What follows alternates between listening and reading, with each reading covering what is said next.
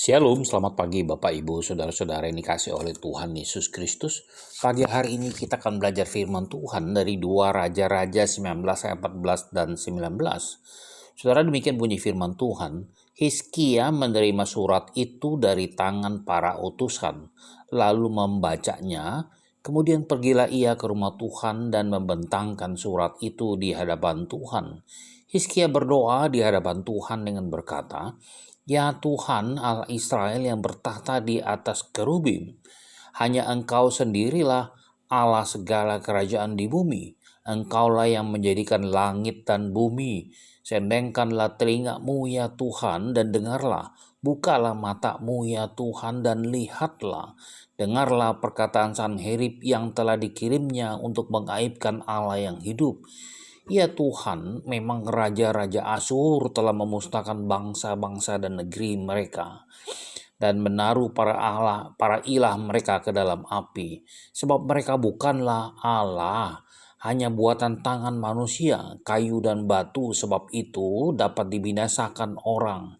Maka sekarang ya Tuhan Allah kami, selamatkanlah kiranya kami dari tangannya, supaya segala kerajaan bumi mengetahui bahwa hanya Engkau sendirilah Allah ya Tuhan." Saudara, firman Tuhan di dalam Ibrani 13 ayat 6 mengatakan, "Sebab itu dengan yakin kita dapat berkata, Tuhan adalah penolongku, aku tidak akan takut.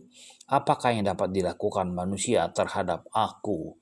Saudara yang dikasih oleh Tuhan Yesus Kristus, pada tahun ke-14 kalender Yahudi dalam pemerintahan Raja Hizkia, Sanherib, Raja Asyur itu maju menyerang Yehuda. Hizkia menjadi takluk kepada Raja Asyur pada waktu itu, saudara, sehingga dia harus membayar 300 talenta perak dan 30 talenta emas.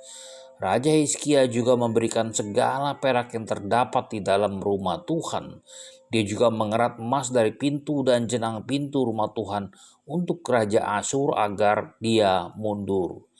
Namun apakah semua itu menjamin keamanan Raja Hizkia dan bangsanya, saudara?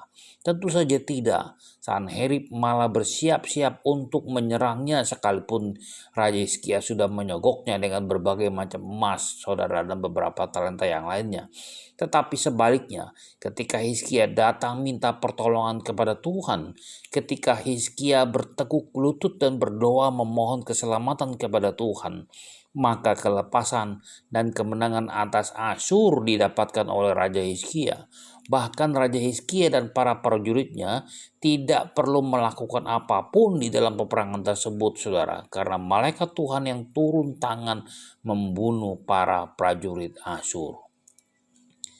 Saudara, hal ini kita bisa belajar dari kisah Raja Hizkia ketika menghadapi musuh yang sedang mengancam. Ketika Hizkia menyerah kepada persoalan di dalam masalah hidupnya, saudara. Ketika masalah itu justru semakin menguasai Raja Hizkia. Tetapi ketika itu juga Hizkia mencari pertolongan Tuhan. Maka Tuhan menolong dia. Saudara, bagaimana dengan kita ketika kita menghadapi persoalan, ketika kita menghadapi berbagai macam masalah seperti Raja Hizkia yang mengalami berbagai macam masalah, ketika kita menghadapi pergumulan di dalam menyelesaikan persoalan, problem, masalah hidup kita, saudara, apakah kita juga datang kepada Tuhan?